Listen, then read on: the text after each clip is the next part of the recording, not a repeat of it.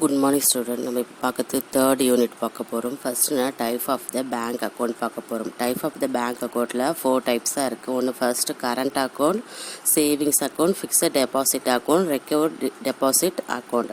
First is a current account. Current அக்கௌண்ட்னா என்ன பார்க்க போது நடப்பு வைப்பு கணக்கு அப்படின்னு சொல்லுவாங்க. நடப்பு வைப்பு கணக்குனா ஒரு நடப்பு கணக்கு அப்படி சொல்லுவாங்க. அப்படின்னா என்னென்னா அன்றாடம் கஸ்டமர் என்ன பண்ணுவாங்கன்னா ஒரு டெப்டார்ஸ் கிரெடிட்டார்ஸ் ஒரு பற்று வரவு நடவடிக்கை வந்து நிகழ்வதே அந்த வைப்பு கணக்காக இருக்குது. அதாவது ஆக்டிவ் ரன்னிங் அக்கௌண்ட். அதாவது நடப்பு கணக்கில் ஒரு வாடிக்கையாளர் எத்தனை முறை வேணாலும் அவங்களுக்கு கஸ்டமர் எத்தனை வேணுமாலும் பணம் போடலாம், பணம் எடுக்கலாம், எவ்வளவு தொகை வேணுமாலும் செலுத்தலாம். அது போல் எல்லா அது எந்த தொகை வந்தாலும் திரும்ப பெறுவதற்கும் இந்த நடப்பு கணக்கு இருக்குது. அதாவது அரசாங்க நிறுவனங்கள், தொழில்நிலைகள், வணிகர்கள் அப்புறம் முதலியோர் நடப்பு கணக்கு வைத்திருக்கும் என்று பரவலாக காணப்படுது.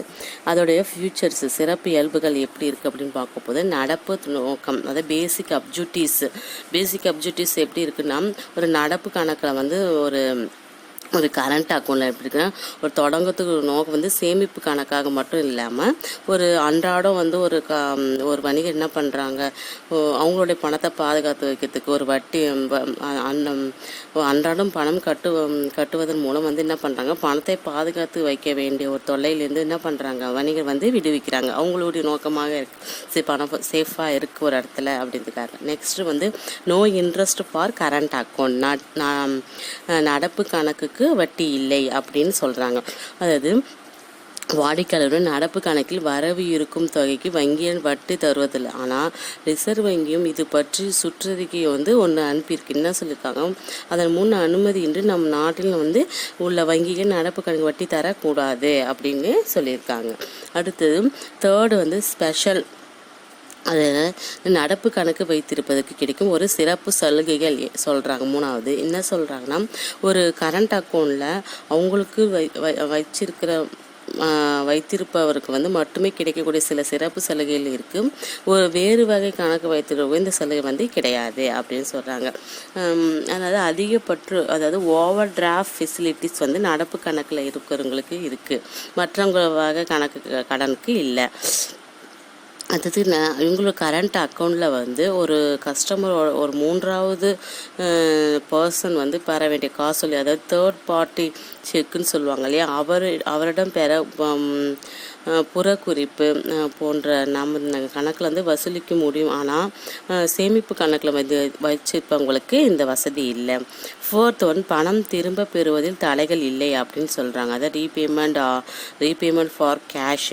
அதாவது கரண்ட் அக்கௌண்ட்டில் என்ன சொல்கிறாங்கன்னா, ஒரே நாளை எத்தனை முறை வேண்டுமானும் பணத்தை திரும்ப பெறலாம், இத்தனை ஒரு முறை பெறலாம் எனவும் தடைகள் எதுவும் இல்லை அப்படின்னு சொல்கிறாங்க.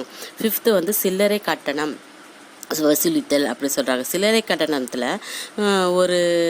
அவங்க நம்ம நாட்டில் என்ன சொல்கிறாங்கன்னா, சில்லறை கட்டணத்தை வந்து ஒரு கரண்ட் அக்கௌண்ட் வச்சுருக்கவங்க என்ன பண்ணுறாங்க, வைத்திருப்பவர்கள் வந்து வசூலிக்கிறாங்க. இவங்க வந்து தொகையோட விகிதம் வந்து வங்கி வந்து வேறுபடுது, பேங்க் என்ன பண்ணுறாங்க வேறுபடுது. ஒரு கஸ்டமரோட கணக்கு எந்த அளவுக்கு கையாளுவது ஏற்படும் இழப்பை வந்து சரி செய்ய கட்டணம் வசூலிப்பது இத்தனை கையாளுவதற்குரிய கட்டணமாக இருக்குது.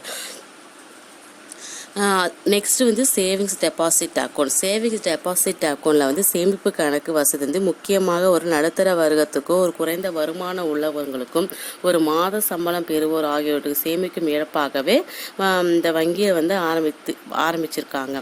சேமிப்பு கணக்கு வந்து பொதுவாக வியாபாரிகள், தொழில் நிலையங்கள் ஏற்றதாக இல்லை. ஆனால் இது வந்து 5 ரூபாய் செலுத்தி தொடங்கலாம் அளவு கூட இந்த சேமிப்பு கணக்கு இருக்குது.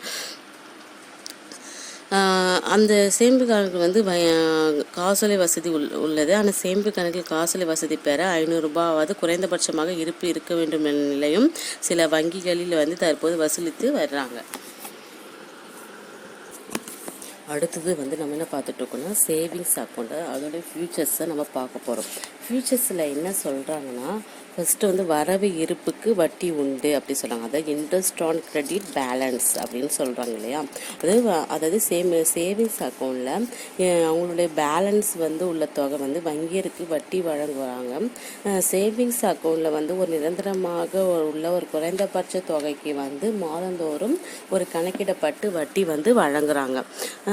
ரிசர்வ் வங்கி வந்து இந்த அவங்களோட சுற்றறிக்கை வந்து இந்த வட்டி விகிதமும் அமையும் ஏற்ப வட்டி விகிதம் அமையுது.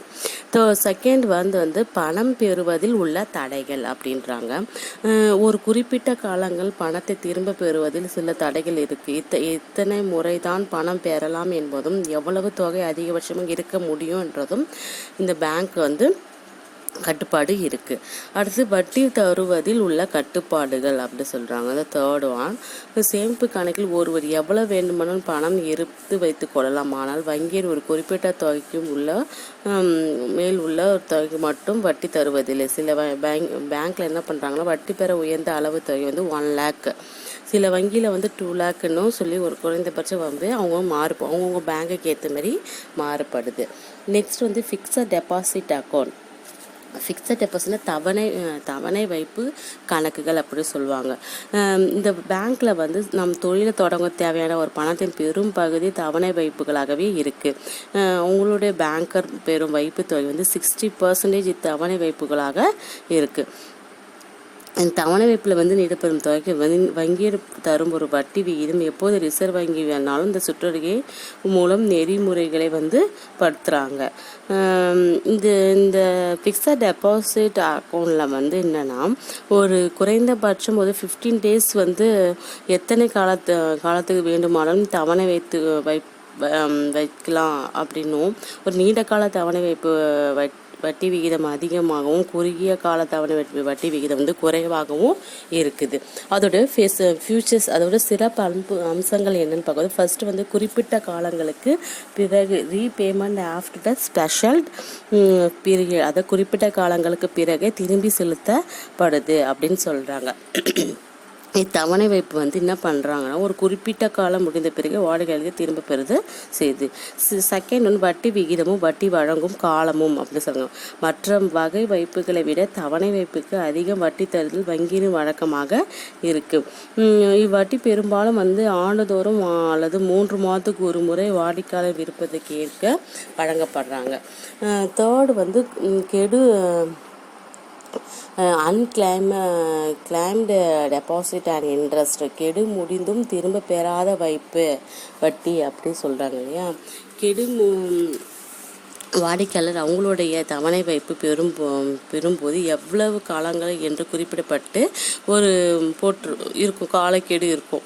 ஆனால் அந்த காலங்களில் அவங்க வந்து என்ன பண்ணாங்க, பேங்க்கில் வந்து அவங்க வட்டி வழங்குறாங்க. அடுத்தது வந்து method of getting to deposit account, திரும்ப பெறும் ஒரு முறை அப்படி சொல்லாங்க. திரும்ப நடப்பு கணக்கில் வந்து சேமிப்பு கணக்கில் காசோலை மூலம் பணம் பெறுவது போல் தவணை வைப்பில் வந்து என்ன பண்ணுவாங்கன்னா, ஒரு தொகை வந்து பெற முடியாது. ஃபிஃப்த்து வந்து தவணை வைப்பு ஃபிக்ஸட் டெபாசிட் ரெசிப்ட்னு வந்து தவணை வைப்பு ரசீது கொடுத்தல் அப்படின்னு சொல்கிறாங்க. தவணை வைத்தல் பணம் செலுத்துவதற்கு வங்கியின் மற்ற கணக்குகளை பெற பாஸ்புக்கு தருது. ஆனால் தவணை வைப்பு ரசீது ஒன்று தான் தராங்க. இந்த தவணை வைப்பு ரசீதை வந்து வங்கியில் வாடிக்கையாளர் மீது பணம் பெற்றதுக்கு ஆதாரம் என்றும் இதை சொல்கிறாங்க. அடுத்தது கடன் பெற்றோர் வழங்குவோர் உறவு நிலை, டெப்டார் கிரெடிட்டார் ரிலேஷன்ஷிப் எப்படி இருக்குது அப்படின்னு சொல்லும்போது, தவணை வைப்பில் பணம் பெற்றோர் வாங்கியோர் இடையே உள்ள ஒரு உறவு கடன் கொடுத்தோர் கடன் வாங்கியோர் என்று இருக்கும் ரிலேஷன்ஷிப்பு அவங்களுக்கு இருக்குது. ஒரு டிவிடெண்ட், ஒரு விகிதாச்சாரம் பெற, டிவிடெண்ட் பெற, ஒரு அவங்களுக்கு ஒரு முன்னுரிமை பெறத்துக்கு பணம் செலுத்தி வாடிக்கையாளர் எவ்வளவு பணம் திரும்ப பெறுகிறாரோ இதுவரை இந்த உறவு நிலை வந்து எந்தவித மாற்றமும் இல்லை அப்படின்னு சொல்கிறாங்க. அடுத்தது 7th வந்து என்னென்னா, வித்ட்ரா மணி பிஃபோர் அதாவது கெடு தீரும் முன்பே பணம் பெறுதல். பொதுவாக வந்து தவணை வைப்பில் வழங்கப்படும் தொகையிலிருந்து இதில் குறிப்பிட்ட காலக்கெடு முடிந்த பின்னரே திரும்ப தருதல் என்றும் விதியாக இருக்குது.